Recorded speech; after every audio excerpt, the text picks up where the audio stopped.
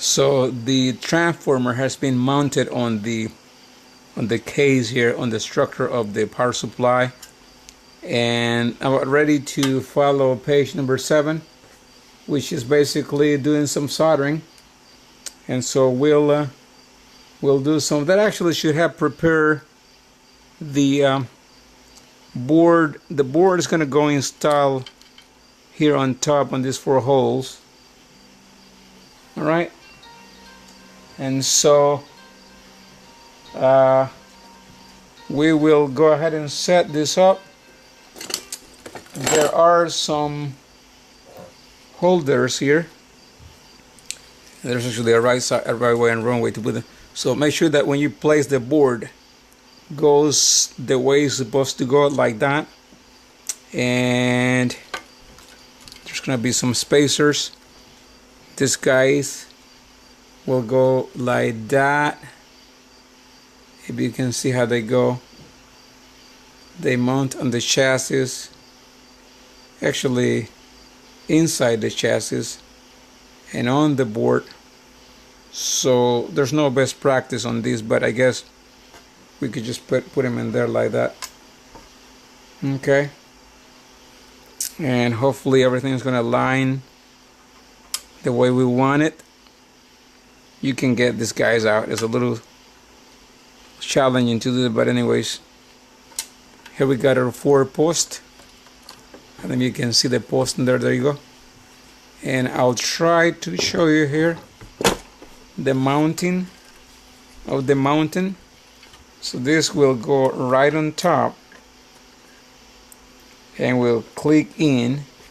Be careful, you can actually break this PC board if you're not careful. So gentle, pushing down until you hear it clicks, and it should be mounted up like that, right? So it's already mounted. Now I just realized I made a mistake, so I'm gonna have to get this out. Why is that? Because there's some solder that needs to be done here on this side. This, guys, the secondary of the transformer has some soldering points right here. So I'm gonna have to get that out, get this soldered first, right, and then mount the board back.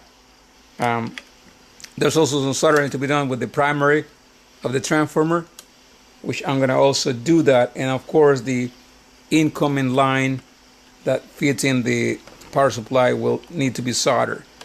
So I'm gonna carefully try to remove this out. I knew that something was missing. I just missed the instructions, so I'm gonna press in and pull up. You can hold this with the plier and try to pull up. Okay. And the other thing I could try to do is unmount it from underneath, which could be easier, perhaps. I think I'll try to do that. So yeah, I think it's easier to just do that. So I'm actually, you see here, I'm gonna unmount it from underneath. It's probably easier, nice and easy, so that I can do that solder that I need to get done before we do this. So don't make the same mistake I made. An example of what not to do, right? All right, so the wires will go in order. The first red is gonna go into T2 right there. The second red is gonna go into the second T2. All right, then we're gonna have T1 for the first blue,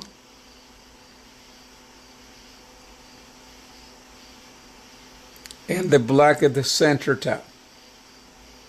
Yeah, so black is center top, and one blue on one side,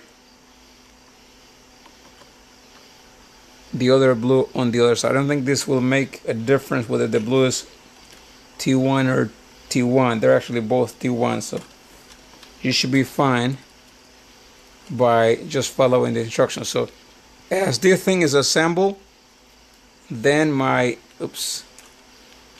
solder tool should be ready to rock and roll, and I should be able to do some damage here, some good solder joints, right? So let's do that. Clean my soldering tip, and of course I love using flux, because flux does what? It cleans the surface and transfers the heat real good. So I'm gonna use flux again, and I'm gonna do the solder that you've seen me doing for a while. Here we go. Alternate, just like we learned.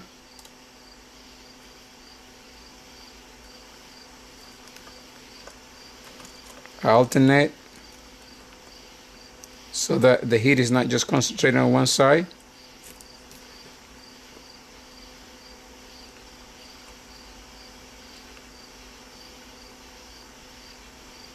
All right.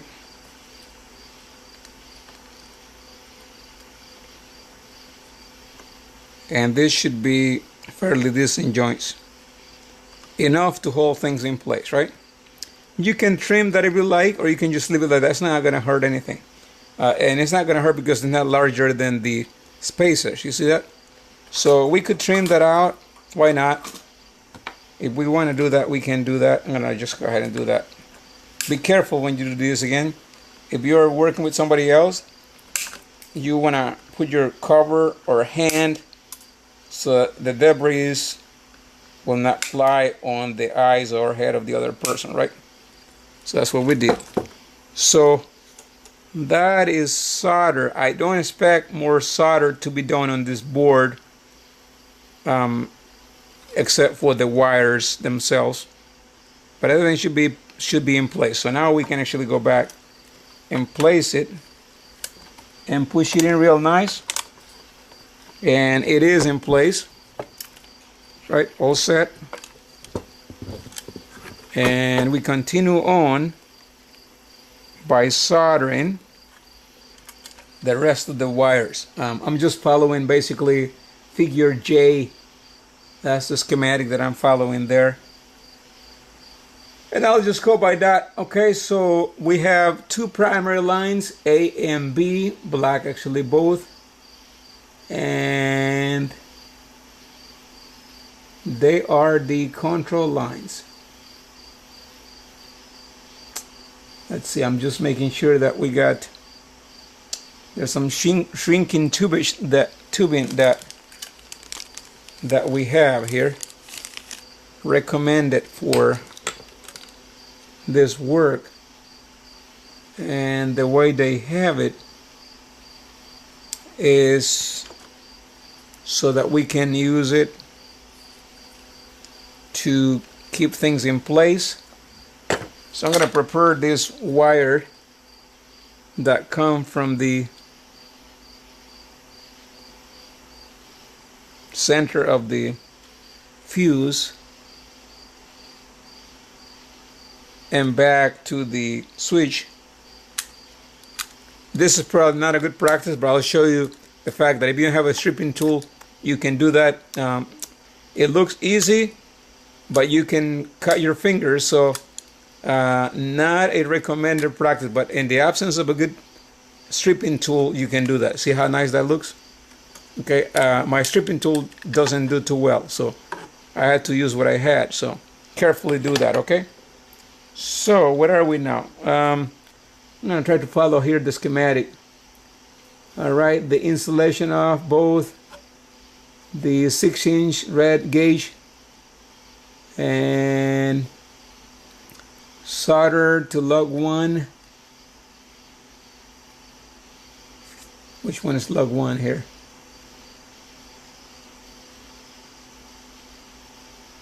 And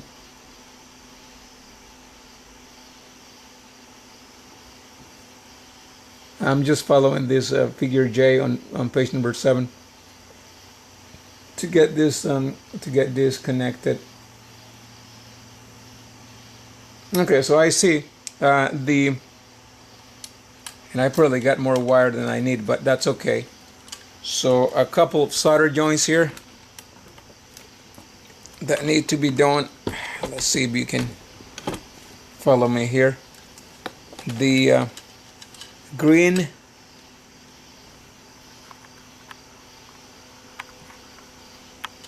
I hope you can see still. Okay, the green one will go to the lug. So I'm gonna peel this off, and I don't know if you're gonna be able to see this, but I'm gonna solder this underneath here on the lug that I placed before, right? Can you see that? Right, that's where it goes. You may not be able to see me well, but that's where it goes. Now, do I need to put, yeah, so I have not to worry about anything at this moment. I'll go ahead and solder. One good practice, actually I haven't mentioned this, is to prepare the wire. Like in this case, I'm going to put some wire. So I'm going to tin the wire here. And what I do with that is basically I'm going to make sure that it glues in or solder in real good when I have to do the real job, okay? So that's the reason to do this, the tinning of the wire. And that's a good practice. So I'm going to try to put that in there and then go ahead and solder. This is going very well so far. I probably put about a couple hours. It probably will be more for you. If you had not had fabrication experience, it will take a while, maybe double the time. So here I go. I'm going to solder this right in the lug, and I'm going to make sure it's got plenty of solder, because that's the ground. Ground is important if you can see it, but it's right there. Well done. Well done. So we got that one down. Next, the incoming line. One of the incoming lines actually will go into the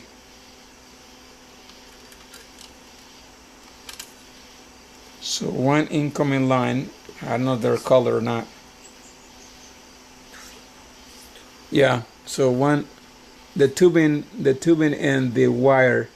So we need a piece of wire that connects the lug with number 3 here on the switch. I don't know if I got that wire or not. Okay, but this could be the one. Yeah, this is the one actually. We prepped this out. Yeah, so that is the wire we're talking about. So this one will go, and I may just cut out this excess of material here. Let me just do that. Oops, don't do that. Not that one. Or that one. I'm so sorry. I almost cut the good wire. I was gonna remove something, but I don't really need to. Sorry about that. Okay, so what I need actually is this wire and this wire. I wonder if I use all the tubing. No, it's only 2. Yeah, this is the 2-inch. So. And once again, it's a good practice to tin the wires, right?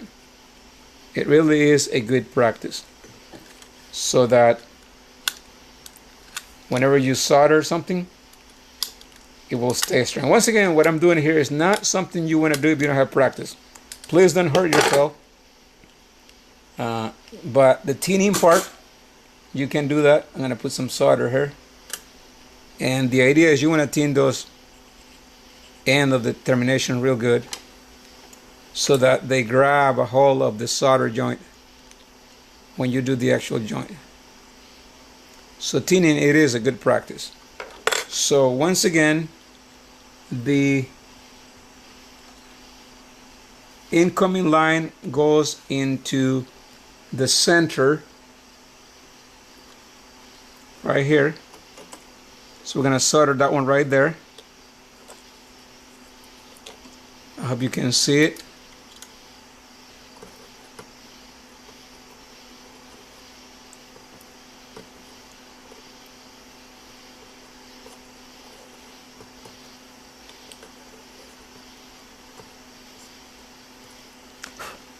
and the red one goes on top. You can lift up that a little bit. I think I can lift this up a little bit just so that I can put the wire from underneath. There we go. If I can, that's a better grab, better grasp. Okay, it's not helping. There you go. There you go. So I got it. So that's a good connection point right there. Okay, I'm gonna go ahead and solder that. Nicely done, like you've done it in the past. Good joints. A little heavy, but that's still good. I want to trim the one underneath. This one is a little bit long, so I'm gonna trim that out. So we got that, and the red one here comes back to number 3, and then the first one, the incoming wire, goes to number 1.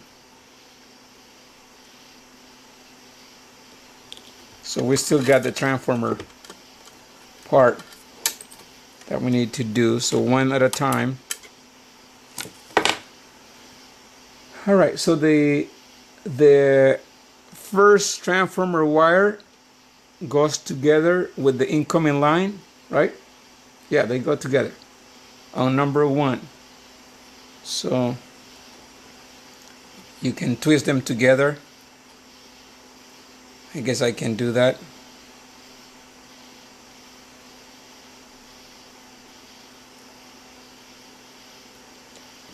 Alright, so incoming line with primary of transformer goes into pin 1.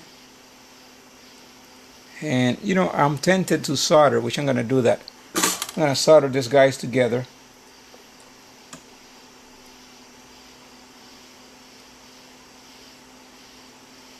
As a way of making sure they're not going to, oops, see what happens? So, oops, I'm out of solder with this one, so I need to find a good roll of solder. You should have a roll of solder that comes with your package, right? That one, I haven't used it, but because I had another one. That should be a part of your kit.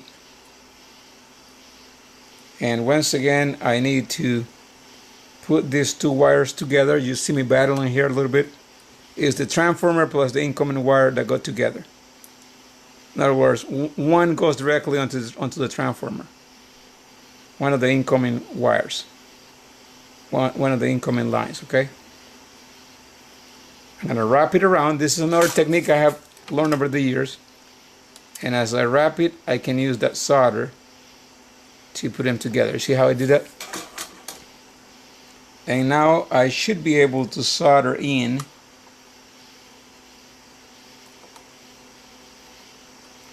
this one real good.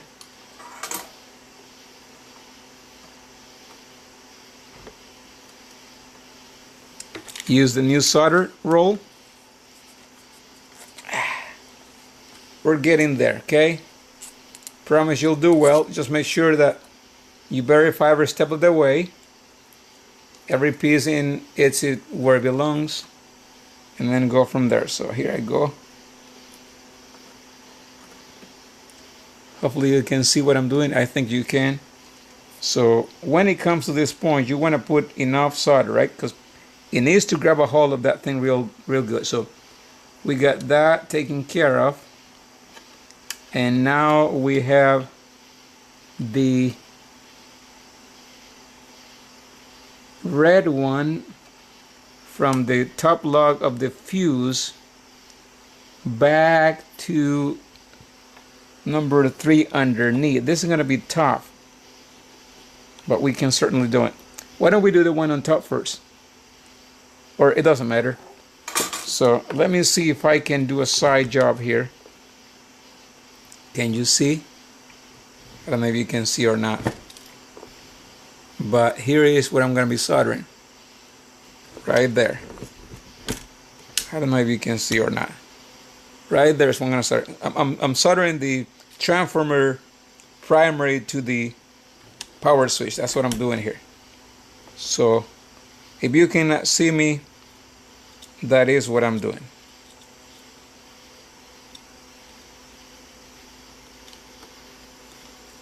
And it should hold tight. I'm sorry that I cannot show you what I'm doing, but I'm soldering the second primary line to the power switch. That's what I'm working on right now.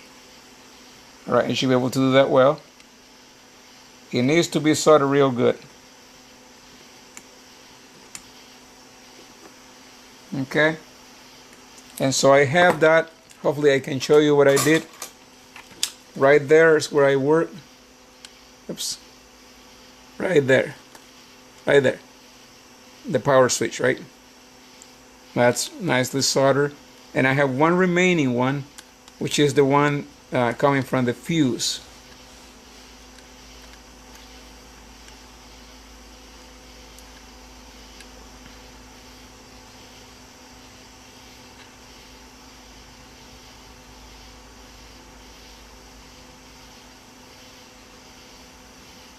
And that's going to be on the third one. Tough to see, but hopefully I can deliver it. If not, you know, actually I can get this guy out. I think I can. At least I can try. Get the power switch out so that I can show you how I solder that. There we go. So I got it out, and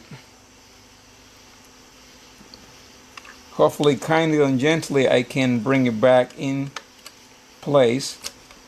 There you go.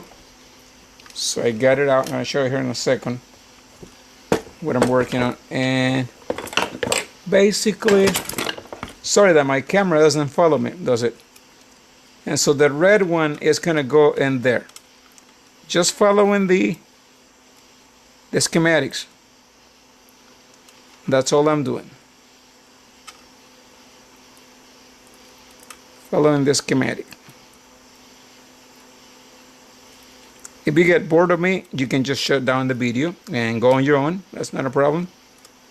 Because I talk a lot as I do these things. And sometimes things can be aggravating, right? Like now. I'm going to do a little pull on this guy. Pull it up a little bit so that it will easily take. There we go. That's what I wanted. You can see what I'm doing here. So I'm going to solder the less wire on that part. Okay. And we're almost there. I mean, we need a few more joints, but not too bad.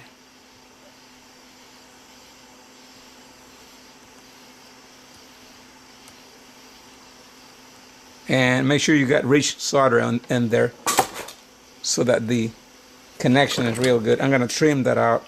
It's got a little bit too much of wire. So I can trim that. I'm going to go back and place it where it belongs, nicely and gently without breaking anything. Goes in real nice. And these wires can be cut out. They do recommend that you cut this wire, so you can do that. Okay. I see a little long wire here, so I'm gonna trim this as I can. So make sure that you don't have excess of terminations that could give you trouble. Otherwise, short circuits can happen, and we don't want that. Okay, so this is all set. What are we missing? We got all page 7, I think, set. We soldered the transformer secondary, transformer primary, fuse line, power switch. We only got a few more, and I'm gonna stop here before I do the next.